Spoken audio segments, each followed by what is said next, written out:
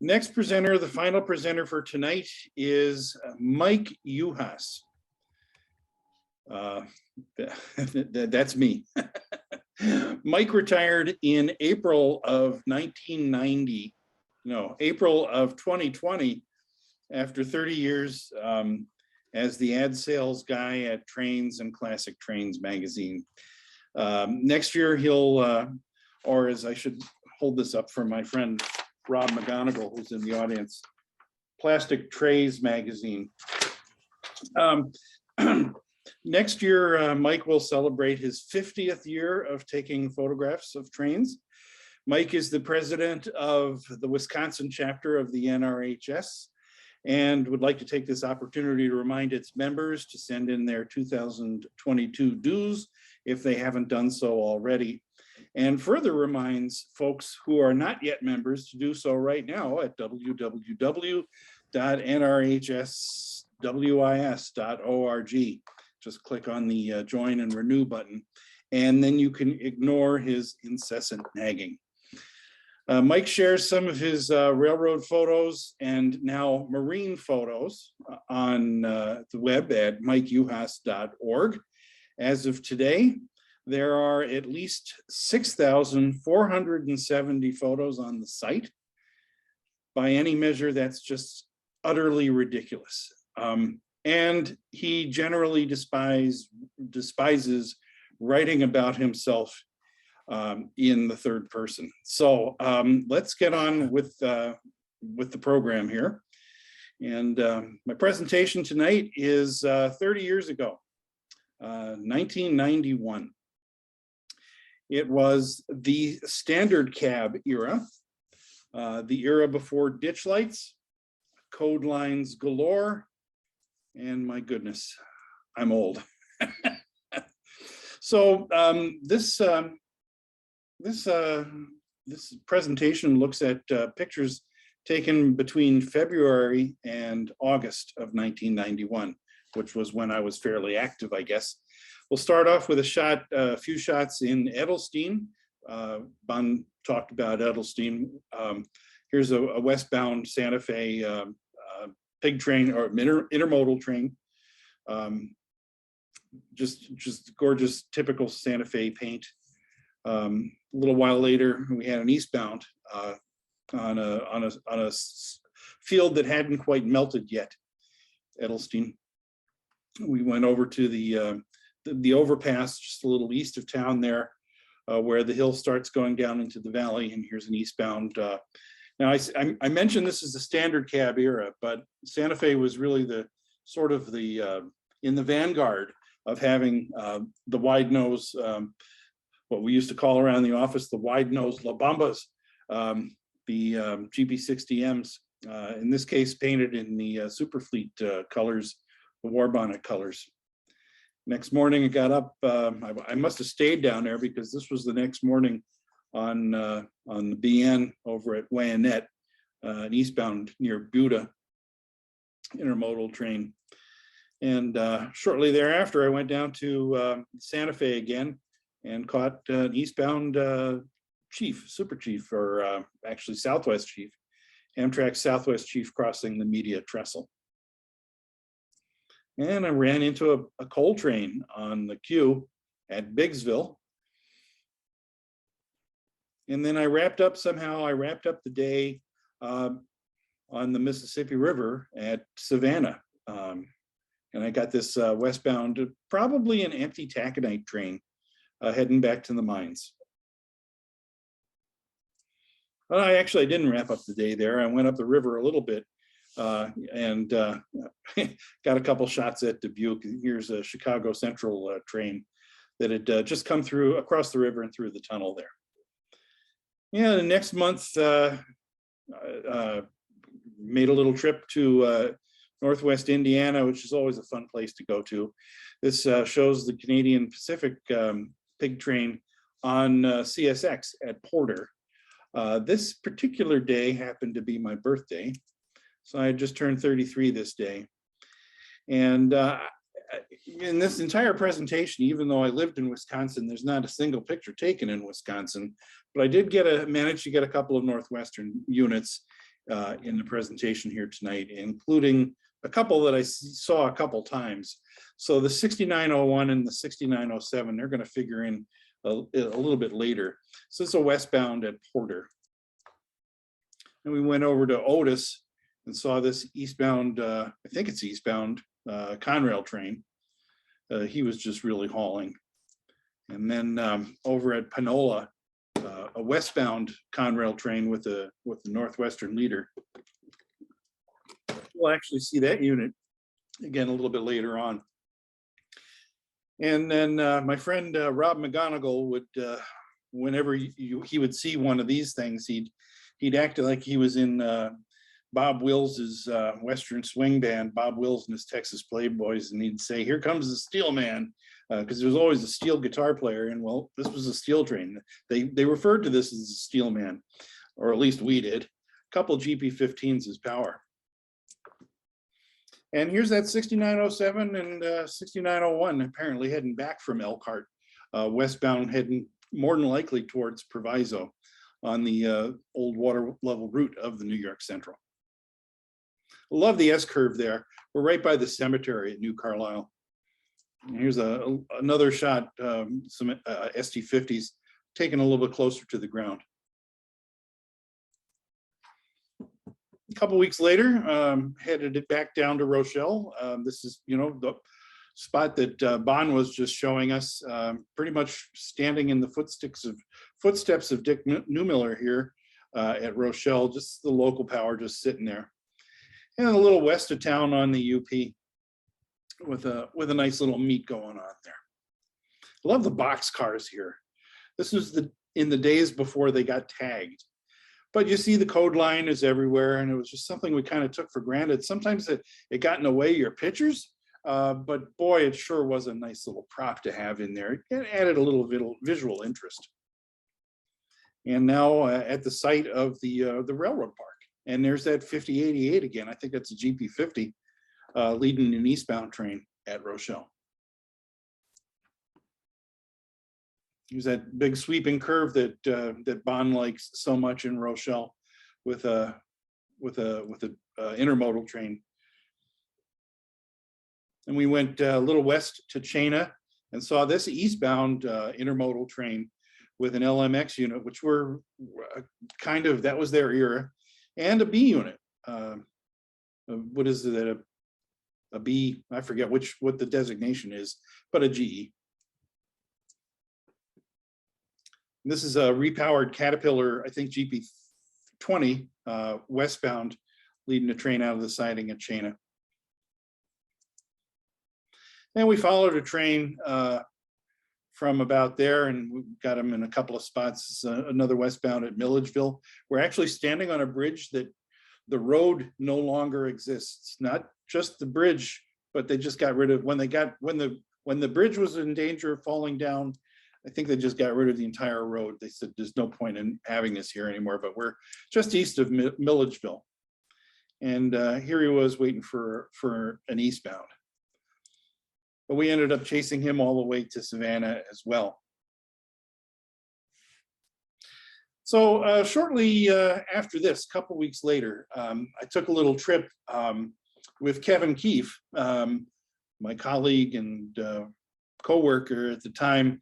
He was one of the editors of Trains. We took a train ride on the Southwest Chief from Chicago to LA. And the goal was to take an excursion, a passenger excursion pulled by the steam locomotive of 3751. We were going to take that to Sacramento in advance of rail fare. Well, that didn't run, but in any event, that was Kevin standing in Chicago Union Station, and here's the train lineup. On the left-hand side is the departures. It says that the Southwest Chief is boarding, so we're just grabbing our bags and going over there now. But about 4 or 5 down from the bottom, up from the bottom, is the American European Express to Washington, D.C., which is going to leave at 6:15 on time that day. So I hung out the vestibule door on Raton Pass, got a shot or two here. And of course, Raton Tunnel, highest point on the Santa Fe. This sign has been repainted, I am told.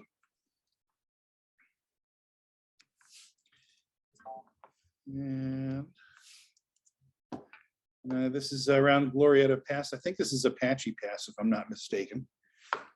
I think judging by the rock formations and how close the rocks are to the tracks, I'm thinking that's where we are. This was 30 years ago. I didn't have a GPS in the camera at the time, so I'm sorry. But this is where we met the eastbound train number 4. Probably Canyoncito siding, although I don't know that for a fact. So a few months later, when Kevin got back, he actually wrote a story in Trains magazine. It became the cover story for the January 1992 edition of Trains, Searching for the Chief. This is a shot taken by John Lucas in Apache Canyon. And yeah, it was kind of a neat story. He used a couple of my pictures through here, so I was kind of honored because of that. But while we were in California, we had a little extra time. I think Dave Bussey brought us up to Cajon Pass. I think that was my first visit to Cajon Pass. And so we managed to get a few trains while we were there. It's, I believe, a westbound UP train. And there it is going just about cresting the hill there. And this is a Santa Fe westbound, just topping out at Summit. We managed to chase him for a little while. Love these SD45s. And this is, to me, I still think this is one of my favorite photographs I've ever taken right here at near Elray at Cajon Junction. SD45s in all their glory, Santa Fe in 1991. Same train closer down by Keenbrook. And eastbound, I believe this is the eastbound UP. We also got a train on the what's now known as the Mojave subdivision of the Union Pacific. It was the Palmdale Cutoff, train climbing out of Colton. And it looked actually like there was some somewhat relatively clean paint on the nose. I mean, it looked like it was shiny, the red on this cotton belt unit. Now I can tell you for a fact though, that was not necessarily always the case. This was kind of more like it in my experience, but just a grimy cotton belt unit climbing Cajon Pass on the Palmdale Cutoff. Managed to get a westbound Santa Fe intermodal train dropping down the hill with some Jeep 60s. Whoops, went too far there. And this guy climbing the hill with eight units, SD40s, SD45s. Just was a sight to behold. And moving pretty good too, as you can imagine with all that horsepower. A UP train coming down the hill. Yeah, so the next day we ended up, we took the Coast Starlight up to Sacramento in lieu of taking the 3751. That turned out it was the 20th anniversary of Amtrak. So that was kind of they had little cupcakes for us. But we went to Sacramento specifically for rail fare. And here's a picture of Keefe sitting in one of Wisconsin and Southern's dome cars, which happened to be out there. We had lunch as guest of Bill Gardner, and this was in Bill Gardner's car. But I did manage to snap off a couple shots of some of the units that were on display here, like the EMD-FT that just looks so pretty, and contrast that with a brand new GE B40-8W, just gleaming war bonnet paint in beautiful light. So a week or so later, though, I was back around Chillicothe, shooting on the Santa Fe in Illinois. Eastbound train, just racing down the hill. And up on the top of the hill there at Edelstein, westbound, big train. And back down the bottom of the hill, see they ran GP30s too. So that was kind of fun. And then at Houlihan's Curve, the famous location, just a gorgeous shot. I think it's a gorgeous shot of some war bonnets, B40-8Ws. See, this was the era when railroads used a lot of 4-axle power on their intermodal high priority trains. The B&O used a lot of GP40s, Santa Fe used these and GP60s. Yeah, this was modern railroading back in the time there, in the days before wide nose 6-axle GEs. Now this is an interesting shot of Toluca. Toluca is in the background with Big Jumbo and I think Little Jumbo there. It's an eastbound intermodal train. This is actually taken off of the I-39 overpass, which is like a really stupid thing to do, to stop your car on the interstate. But at the time it was still under construction, so it wasn't even open for vehicles. And it was a Saturday or a Sunday or whatever. And so, you know, there was no construction going on. So we got some shots here. And then looking the other way, here's that Amtrak chief photo westbound. You know, that's a Santa Fe mine at Toluca. Santa Fe coal for. That's yeah, Toluca. That was Santa Fe's own mine there, and at one point there were 2,000 people that worked underground there, providing coal for steam engines. Amazing, right out of little old Toluca.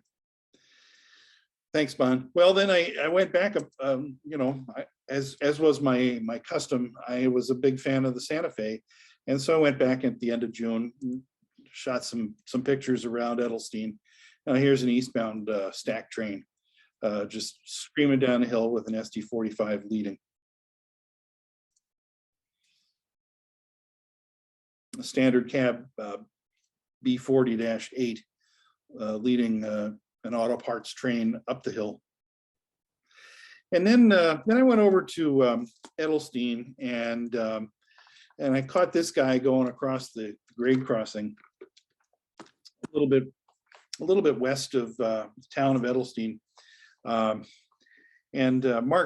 Lynn and I were having a discussion about this shot the other day, and it being so freshly painted, and he figured this was just repainted out of the Kodachrome scheme, the ill-fated scheme that never took hold. But he was kind of just crawling along, and then he ended up having to meet a guy at Edelstein. So I managed to get a shot of that. And then the next month, spent a little time in East Dubuque. Here's a BN train powered by those LMX units going across. Now I think this is really, you shouldn't be here trespassing, but back then, 30 years ago, nobody really seemed to care. But westbound intermodal train on the queue. Here's another one going past the old East Dubuque passenger station. It looks very decrepit in this picture. We saw this Chicago Central train leaving the tunnel, about ready to cross over the river, and then we ended up chasing it. We followed him all the way to Dyersville. Still here in Dubuque. This is Dubuque, kind of the outskirts of Dubuque, but a nice shot of it. And we scooted down to Sebula and saw this westbound Sioux Line train. This is I think the only picture in this presentation of a unit with ditch lights on. No, actually, tell a lie. There was that CP unit back in Porter earlier, but that was a Canadian unit. So, well, these guys are owned by Canadians, so there you have it. And then we ended up the day up in Savannah at sort of my favorite place. You know, I had to walk across the tracks to get this shot, but the bluffs in the background there at Mississippi Bluff State Park, westbound train. We overnighted there. Up next morning, got a taconite train just sort of south of Savannah proper, heading down towards Galesburg. And then not long after that, an eastbound Sioux Line train intermodal train with just a gleaming Jeep 38, which we chased up towards Mount Carroll. And then we went over to the park and back in Savannah, and the sun was just perfect. We saw a bunch of trains from up there with the river in the background. It was a gorgeous, gorgeous mid-July day. Well, for a time it was, at least. And from there up there on the bluffs, with a long lens, you could just look down and get great vistas like this, or zoom back a little bit and get a shot like this.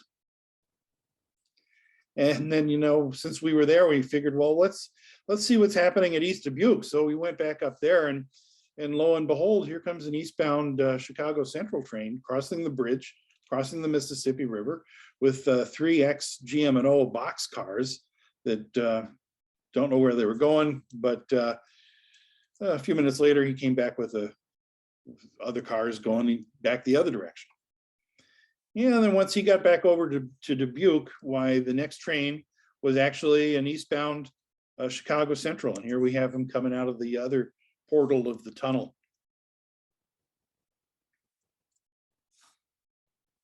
And then, here's some of these LMX units, which, were kind of boring at the time, but looking back at them, that was kind of a definite era. We don't see anything like this anymore. The shot taken off of the bridge at Savannah, the bridge crossing over to Iowa, the highway bridge, and another shot from the Palisades State Park. And a week or so later, went back down to the Santa Fe, and this is a shot taken near Leeds. I would typically just go down there. It was a quiet place. There was no traffic. There's no cars driving by, but the Santa Fe ran a bunch of trains. And here is a train with what looked like ghosts, but were actually brand new B units, probably on their first trip. I'm sure it was on their first trip west, July 26, 1991. Amtrak came by a little bit after that. Next morning, a westbound intermodal there from that same grade crossing. And another one. I went over to Edelstein and I got this. And now this unit here, the 5808 SD45-2, is pretty much right at the location of the connection switch that was built, the connection built to allow UP intermodal trains to operate on the Santa Fe, which they did for a few years, but now it's just laying there rusting. And then we'll finish off on the last day of my shooting in 1991, is August 10th. We started off with a train. Well, this was actually taken from the shoulder of I-39, and obviously I had a flat tire or something I had to deal with, but this train came with this really kind of neat pattern on the head end of it. Made it down to Toluca, saw this wonderful westbound train with GE leading, and I'm struck with that last one with the unusual striping. Was that a one-off? I don't know. And I'm struck by these telephone poles here. It was just the way things were back then. And upon closer inspection, you saw that some of them actually had these little markers on them that said Santa Fe, which was just kind of a neat little detail. And then I wrapped up the evening out at Ancona, and this is just north of Ancona, maybe even in Reading, but an eastbound train just really hauling. Last sun of the day. And another one with one of those Superfleet units. And I'm going to take you back to May 11th, 1991 for our sunset shot to close out our program at Mendota, Illinois on the CB&Q on the Mendota sub. And that will do it for me. Does anybody have any questions or comments for me before we close the meeting? Good show, Mike. Thanks, Good Dan. stuff, man. Good show, good show. And that shot at Savannah from the bridge has been there, done that, and I don't want to go back and do it again. Yes, Great shot. Ask how you facilitated it. I know there's no shoulder up there. that's right. That's right. It's you're trying to be a little bit of a daredevil, but yeah, we managed to not get run over. So Good stuff. Good stuff, Mike. Good stuff. thank you, Ed. To answer the question, that the van 2100 was a one of a kind. That was as they were testing some different paint schemes for high visibility at crossings. Thank you, Joel. Yeah, in the early 90s, you had a lot of different high visibility trial paint jobs on units. Excellent. Well, thank you, guys. I wish everybody a happy holiday season here.